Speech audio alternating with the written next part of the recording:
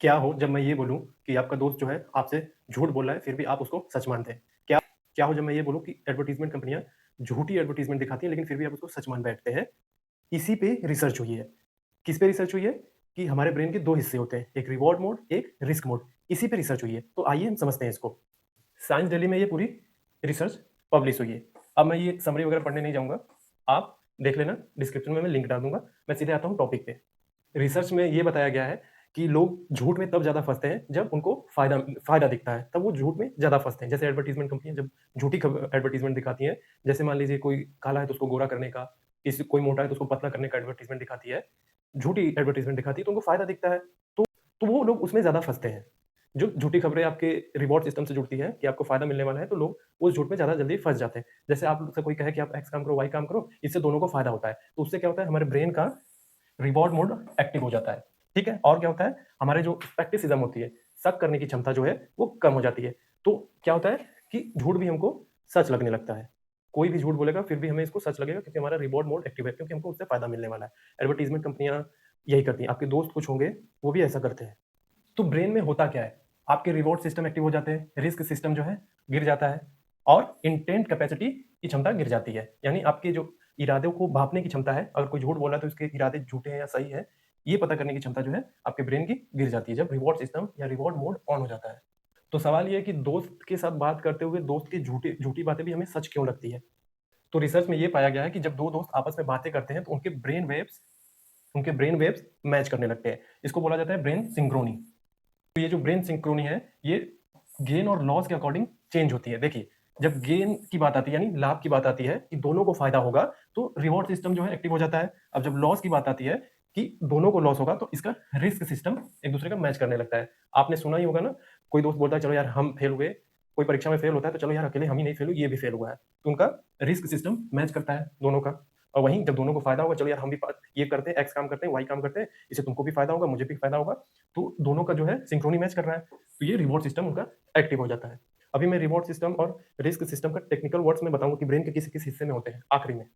तो जब ये गेन वाला सिस्टम ऑन होता है दोस्तों के बीच में, तो दोस्त अगर झूठ बोल रहा है तो उसको उस झूठ को पकड़ना जो है बहुत मुश्किल हो जाता है। ये रिसर्च में बताया गया है।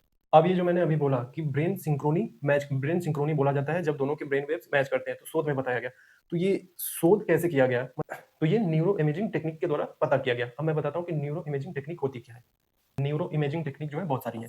कंप्यूटेड टोमोग्राफी स्कैन जिसको सीटी स्कैन बोलते हैं, मैग्नेटिक रेजोनेंस इमेजिंग जिसे एमआरआई बोलते हैं, फंक्शनल मैग्नेटिक रेजोनेंस इमेजिंग जिसे एफएमआरआई बोलते हैं, फिर पॉजिट्रॉन एमिशन टोमोग्राफी जिसे पी पीईटी बोलते हैं, single photo single photon emission computed tomography जिसे एसईसीटी बोलते हैं, और छठवां है इलेक्ट्रो इंसेफेलोग्राफी, इसको मैग्नेटो इंसेफेलोग्राफी भी बोलते हैं। तो ये न्यूरो इमेजिंग टेक्निक्स हैं। अभी मैं इसका इमेज दिखाता हूँ। देखिए, ये सारी चीजें हैं, ये सारी ये न्यूरो इमेजिंग टेक्निक्स हैं। सारे आप नेट पे जाके सारे नाम टाइप करके आप देख सकते हैं। देखिए, जो अभी मैंने शोध में बताया कि ऐसा-ऐसा होता है, ब्रेन सिंक्रोनी होता है, तो वो होता क्यों है? देखिए, इसके पीछे का कारण क्या है? हम ये मानते हैं कि हमारे दोस्त जो हैं, ये भरोसा होता है कि हमारे दोस्त जो हैं हमको धोखा नहीं देंगे। इससे क्या होता है, हमारा ब्रेन जो है ऑलरेडी जो है ट्रस्ट मोड में रहता है, भरोसे के मोड में रहता है कि ये हमें धोखा नहीं देंगे। दूसरा है इनाम की उम्मीद होती है हमें, रिवॉर्ड होप होता है। जैसे ब्रेन हमारा जो है पूरी तरीके से रिवॉर्ड पे ही फोकस होता है। इससे क्या होता है, हमारा कॉग्निटिव डिक्लाइन हो जाती है, सोचने-समझने की क्षमता गिर जाती है। तीसरा कारण है सोशल बॉन्डिंग। हम लंबे समय से किसी के साथ दोस्ती बनाए रखते हैं तो दोस्त बने रहते हैं, या किसी एडवर्टाइज़मेंट या किसी कंपनी की या किसी चैनल को लंबे टाइम तक देखते रहते हैं तो एक भरोसा बना रहता है। तो ये जो है हमारे ब्रेन प्रोसेसिंग को चेंज कर देता है और स्पेक्टिसिज्म को कम कर देता है, शक करने की क्षमता को कम कर देता है। सीधा-सा मतलब ये है कि आपकी तार्किक क्षमता लॉजिकल रीज़निंग को कम कर देता है। तो एक लाइन में इस रिसर्च का निष्कर्ष ये बताऊँ तो इसका मतलब ये है कि आदमी झूठ को त सच तभी मानता है जब उसको उसमें फ़ायदा दिखे और वो अपने में से ही कोई हो, आपके आस-पास, आपके परिवार के, आपके दोस्त के लोग, या आप लंबे टाइम से किसी चीज़ को ऑब्ज़र्व कर रहे हैं। ये कोई चैनल हो सकता है जो एडवर्टाइज़मेंट दिखाए, या कोई एजुकेशनल इंस्टीट्यूट हो सकता है जो एडवर्टाइज़मेंट दिखाए, फेक एडवर्टाइज़मेंट दिखाए। आपने सुना होगा बहुत सारे एडवर्टाइज़मेंट फेक दिखाए जाते हैं जिसकी वज़ह से उन पे जुर्माना लगता है। तो जिसके साथ आप लंबे टाइम से हैं और जिस जिस जो इस इकोसिस्टम में है आप, आस-पास के लोगों के द्वारा ही बोला जाएगा। तो ये बहुत मुश्किल हो जाता है कि वो झूठ बोल रहा है लेकिन फिर भी हम उसको सच मान बैठते हैं। तो अब बात करते हैं रिवॉर्ड सिस्टम पे। मैंने स्टार्टिंग में बोला था ना कि रिवॉर्ड दिमाग के 2 मोड होते हैं, रिवॉर्ड मोड, रिस्क मोड। तो रिवॉर्ड मोड और रिस्क मोड पे रिसर्च हुई थी। रिवॉर्ड मोड क्या है, रिस्क मोड क्या है, वहाँ पे नहीं बताया था जानबूझ के, क्योंकि आपको रिसर्च पूरी आसान भाषा में समझ में आ सके। अब मैं बोल रहा हूँ कि रिवॉर्ड सिस्टम क्या है। देखिए, रिवॉर्ड सिस्टम में बहुत 3 चीज़ें आती है। ये न्यूक्लियस एक्यूम्बेंस, ठीक है? तो न्यूक्लियस एक्यूम्बेंस करता क्या है? उससे पहले जो रिवॉर्ड सिस्टम हमारा तब एक्टिव होता है जब हमें इनाम की उम्मीद होती है। जब हमें इनाम की उम्मीद होती है कि हमको इनाम मिलने वाला है, तब ये सिस्टम, आपके ब्रेन का ये रिवॉर्ड सिस्टम एक्टिव हो जाता है। अब उसमें न्यूक्लियस एक्यूम्बेंस करता क्या है? ये इनाम मिलने की उम्मीद को बढ़ाता है और झूठ को भी सच जैसा फील करवाता है। इसका यही काम है। और दूसरा है वेंट्रल स्ट्राइटम। अब ये क्या करता है? इसका काम है वेंट्रल स्ट्राइटम का, कि मुझे इनाम मिलेगा, इस बात पर दिमाग को खींचता है और रिवॉर्ड बेस्ड डिसीजन मेकिंग को बढ़ावा देता है कि मुझे रिवॉर्ड मिलेगा तो उसके आधार पर डिसीजन लेता है ये वेंट्रल स्ट्राइटम। तो तीसरी बात है मीडियल प्रीफ्रंटल कॉर्टेक्स। ये क्या करता है? मीडियल प्रीफ्रंटल कॉर्टेक्स दूसरों की इरादों को समझने में मदद करता है कि सामने वाले का इरादा क्या है। इसका काम यही है, समझाना। आप समझते हैं कि रिस्क सिस्टम, आपके ब्रेन का दूसरा मोड। रिस्क सिस्टम क्या है? देखिए, इसको बोलते हैं इंटीरियर सिंगुलेट कॉर्टेक्स। ये रिस्क सिस्टम का हिस्सा है। इंटीरियर सिंगुलेट कॉर्टेक्स क्या करता है? ये जोखिम का अंदाजा लगाता है और कुछ गलत होता है तो सिग्नल देता है। ये इसका काम है। और जब मुझे फायदा होगा ये उम्मीद होती है, तो ये जो है कम हो जाता है। ये इंटीरियर सिंगुलेट कॉर्टेक्स धीमा पड़ जाता है। अब दूसरा है इंसुला।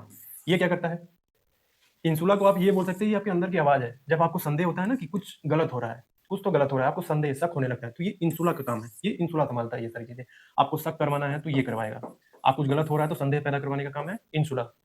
ये सारी चीजें मैं अभी दिखाऊंगा कि इंसुला कहाँ पाया जाता है, आपको इंटीरियर सिंगुलेट कॉर्टेक्स दिमाग के किस हिस्से में पाया जाता है, मैं इन्हें दिखाऊंगा। लेकिन उससे पहले समझ लीजिए, अभी 2 चीजें तो मैंने बता दी। ब्रेन के जो 2 मोड होते हैं, रिस्क मोड, रिवॉर्ड मोड, वो तो मैंने बता दिया। लेकिन एक एक्स्ट्रा नॉलेज 2 और है जो एक्स्ट्रा नॉलेज में आपको होना चाहिए। Social cognition system.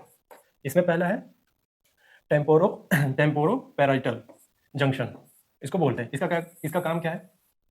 इसका काम है सामने वाले को की इरादे को समझने में मदद करता है। जो इंटेंशन होता है ये समझने में मदद करता है, temporo parietal junction.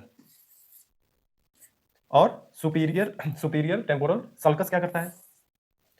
Superior temporal sulcus चेहरे, आपके बॉडी लैंग्वेज, आपकी आवाज को पहचानने का काम सुपीरियर टेम्पोरल सल्कस का ही है। यही है जो दोस्त पे ज्यादा भरोसा करवाता है, सुपीरियर टेम्पोरल सल्कस। अभी मैंने स्टार्टिंग में ब्रेन सिंक्रोनी की बात करी थी। तो ब्रेन सिंक्रोनी एरिया कौन सा है ब्रेन में? प्री फ्रंटल कॉर्टेक्स और पोस्टीरियर मीडियल कॉर्टेक्स। तो प्री फ्रंटल कॉर्टेक्स क्या करता है? तो प्री फ्रंटल कॉर्टेक्स करता है जजमेंट और डिसीजन मेकिंग एरिया, ये संभालता है। और ब्रेन वेव को मैच कराने का काम प्री फ्रंटल कॉर्टेक्स का है। ब्रेन सिंक्रोनी में मैंने बताया था कि दो दोस्तों के बीच का ब्रेन वेव जो मैच कर जाता है, दोनों को फायदा होगा तो ये ज्यादा रिवॉर्ड सिस्टम एक्टिवेट हो जाता है, या लॉस होगा दोनों को तब आपका रिस्क सिस्टम एक्टिवेट हो जाता है। तो ये प्री फ्रंटल कॉर्टेक्स संभालता है। अब पोस्टीरियर मीडियल कॉर्टेक्स क्या करता है? इसका काम है सोशल बॉन्डिंग का। ये सोशल बॉन्डिंग को बढ़ाता है। ये पोस्टीरियर मीडियल कॉर्टेक्स यही काम करता है। तो अभी जो रिसर्च हुई है, जो मैंने अभी बताया कि जब आपको फायदा होने वाला रहता है या फिर ब्रेन वेव मैच करता है, तो ये जो सिस्टम मैंने पूरा बताया, ये पूरा सिस्टम अब इसके अपोजिट काम करने लगता है। जिससे होता क्या है, जब आपको फायदा मिलना होता है तो आपकी जो सोचने समझने की क्षमता है वो कम होने लगती है, शक करने की क्षमता कम होने लगती है और आप झूठ में फंस जाते हैं, और झूठ भी सामने वाले का आपको सच लगता है। तो अब मैं दिखाता हूँ आप लोगों को इमेज।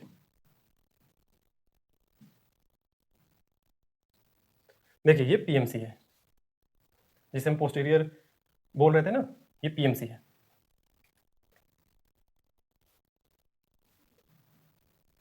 पोस्टीरियर मीडियल कॉर्टेक्स जिसको बोल रहे थे, ब्रेन के इस हिस्से में पाया जाता है। ये है पोस्टीरियर मीडियल कॉर्टेक्स।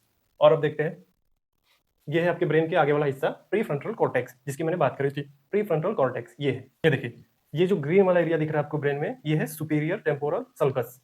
इसको बोलते हैं सुपीरियर टेम्पोरल सल्कस। इसे ध्यान से देख लीजिए, ये ब्रेन के इस हिस्से में पाया जाता है। और फिर ये देखिए टेम्पोरो पैरिटल जंक्शन, जिसकी बात करती है, ब्रेन के इस हिस्से में पाया जाता है। यहाँ देख लीजिए ध्यान से। देखिए, ये है इंसुला, जिसके बारे में बात करती है। इंसुला के 2 मुख्य भाग हैं, ठीक है, इंटीरियर पोस्टीरियर। लेकिन अब हमको पूरा इंसुला लेना है, पूरा इंसुला समझना है। जो मैंने बताया था इंसुला के बारे में, ये है आपके ब्रेन के इस हिस्से में इंसुला। ध्यान से देख लीजिए। अब ब्रेन के बारे में जो मैंने बोला था, interior cingulate cingulate cortex, brain के इस हिस्से में पाया जाता है। देखिए, ध्यान से देख लीजिए, बड़ा कर देता हूँ, इस हिस्से में पाया जाता है। और बात करी थी मीडियल प्रीफ्रंटल कॉर्टेक्स के बारे में, ब्रेन के इस हिस्से में पाया जाता है पूरा। ध्यान से देख लीजिए। अब फिर मैंने बात करी थी ब्रेन के वेंट्रल स्ट्राइटम के बारे में। ये देखिए, ये है वेंट्रल स्ट्रैटम, इस हिस्से में। और न्यूक्लियस एक्कुम्बेंस के बारे में भी बात करी थी, यही पाया जाता है। इस हिस्से में न्यूक्लियस एक्कुम्बेंस पाया जाएगा, ध्यान से देख लीजिए। तो और भी चीज़ें जो मैंने बताई थी, आप इसी तरीके से नेट पे सर्च करके सारी चीज़ें देख लेंगे। सर्च में जो बताया गया कि झूठ भी हमें सच लगता है, जब हमें फ़ायदा मिले। तो आप सतर्क रहिए, कौन आपको बेवकूफ़ बना सकता है। इस रिसर्च को पढ़ने के बाद आप उसमें आप थोड़ी बेहतरी कर सकते हैं अपने आप में, ठीक है? तो जो मैं अब हमेशा जो लाइन दोहराता हूँ कि ये जो रिसर्च चल रही है ब्रेन सीरीज़ की, ये चलती रहेगी और इसका अलग से प्लेलिस्ट है ब्रेन साइंस से, आप देख सकते हैं। मेल, फीमेल, ट्रांसजेंडर सबके लिए है, चाहे कोई भी हो, इसको जॉइन करें, देखते रहें।